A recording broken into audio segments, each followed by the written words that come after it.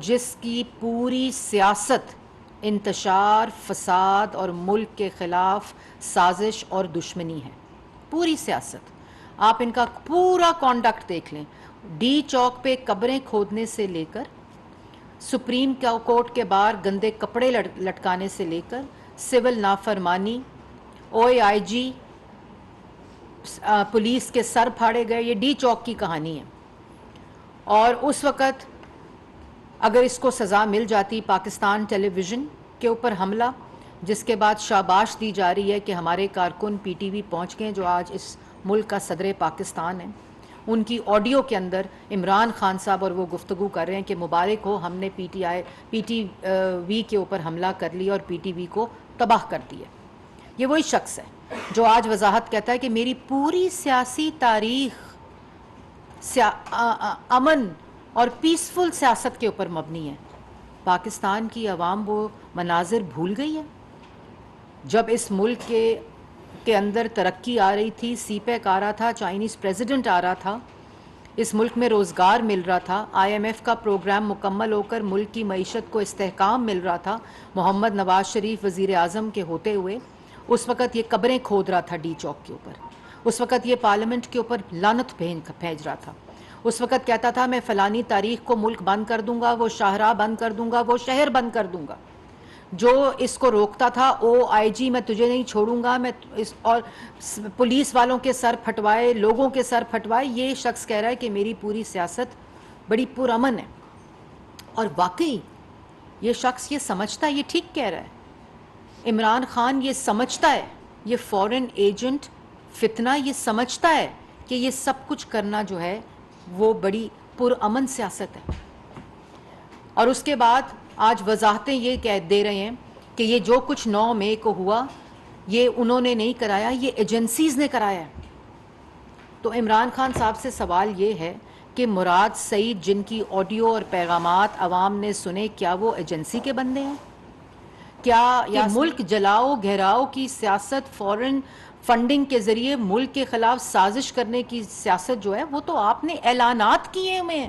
آپ جس دن زیر حراست تھے، آپ کو سپریم کورٹ کی مہمان نوازی میں پولیس لائن گیسٹ ہاؤس سے جب اسلام آباد ہائی کورٹ لایا جا رہا تھا، آپ نے عدالت کے کمرے کے اندر سے کہا تیار ہو جاؤ اور اگر مجھے گرفتار کیا تو جو 9 مئی کو ہوا اس سے زیادہ رد عمل آئے گا. تو آپ کے منہ سے کیا ایجنسی بول رہی تھی؟ یہ تو آپ نے خود باتیں کی ہوئی ہیں کہ جلا دو، رکاوٹیں ہٹا دو، پولیس والوں کو مارو. اور جب آپ خود وزیر اعظم کی کرسی پہ تو آپ یہی کام کرتے تھے. آپ سے اگر کوئی آپ کی کارکردگی پہ سوال کرتا تھا تو وہ اس میڈیا والے کی پسلیاں ٹوٹتی تھیں، ناک کی ہڈیاں ٹوٹتی تھیں. آپ کو میڈیا کے لیے پریڈیٹر کہا گیا. آپ نے ساری کی ساری سیاسی مخالفین کو سزائے موت کی چکیوں میں اس لیے بند کیا تھا کہ آپ سے کوئی سوال نہ پوچھے. اور آج جو 9 مئی کو آپ نے کیا وہ کسی دہشت گرد نے کبھی نہیں کیا. ایک دہشت گرد نے جی ایچ کیو پر حملہ کیا تھا اور دوسرے دہشت گرد نے 9 مئی کو جی ایچ کیو پہ حملہ کروایا اور حملہ ہوا. یہ پاکستان کی عوام جان چکی ہے کیونکہ جو سیاسی رد عمل ہوتا ہے وہ کل کانسٹیٹیوشن ایونیو کے اوپر پاکستان کی عوام نے اپنی آنکھوں سے دیکھا کہ پاکستان کی محب الوطن جو جماعتیں ہوتی ہیں جب وہ اپنے ملک کے اندر انصاف، عدل اور سپریم کورٹ کو بچانے کے لیے سیاسی رد عمل دیتی ہیں تو شاعرہ دستور پہ وہ پرامن احتجاج پاکستان کی عوام نے دیکھا. اور اس شاعرہ دستور کے اوپر جہاں تمام دستوری اور حساس بلڈنگز موجود ہیں، ایک طرف پارلیمنٹ ہے، ایک طرف سپریم کورٹ ہے، ایک طرف ایوان صدر ہے، ایک طرف دوسری طرف الیکشن کمیشن کا دفتر ہے. جو صدر پاکستان بطور سیاسی کارکن پاکستان تحریک انصاف کے لیے کر رہے ہیں، ہمیں بڑا غم اور غصہ ہے ہمارے کارکن میں، لیکن ہم نے کوئی شیشہ ٹوٹا ایوان صدر کا؟ کیونکہ وہ عارف علوی کا گھر نہیں ہے، وہ ایوان صدر ہے، وہ اس ملک کی آئین کی نشانی ہے.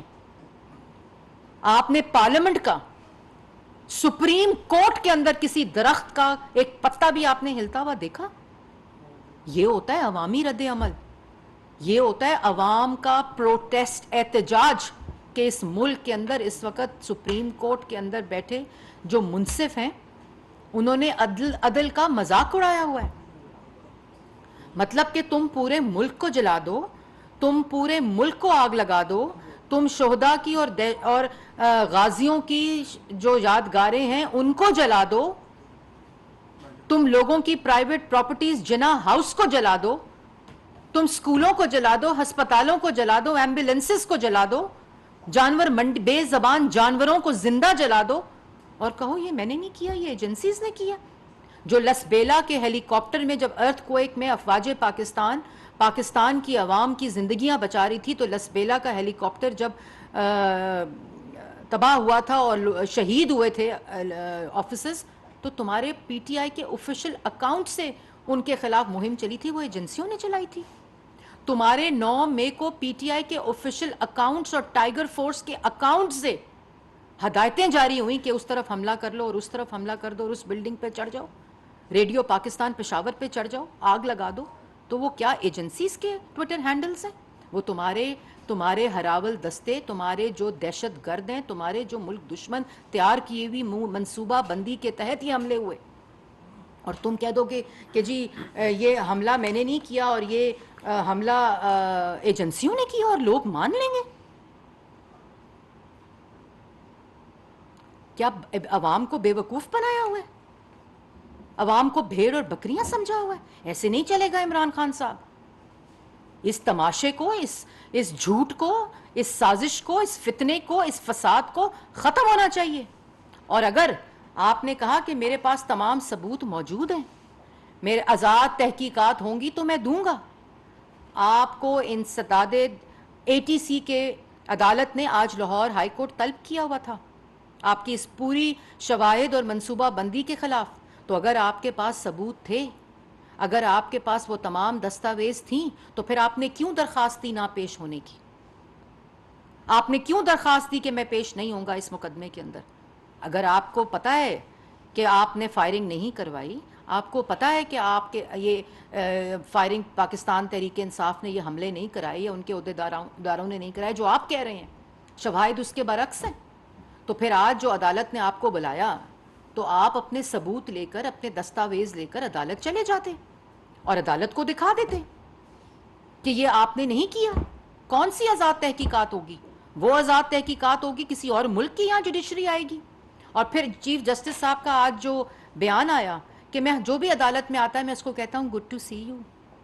تو چیف جسٹس صاحب, کیا جب عدالت میں 60 ارب کا یا چور, ملک کے قومی خزانے پہ ڈاکے ڈالنے والے, یا جب عدالت کے اندر دہشت گرد, جب چور کٹہرے میں آتے ہیں تو آپ ان سب کو کہتے ہیں گڈ ٹو سی یو؟ اور اگر کہتے ہیں تو غلط کرتے ہیں, جو آپ نے عمران خان صاحب کو کہا.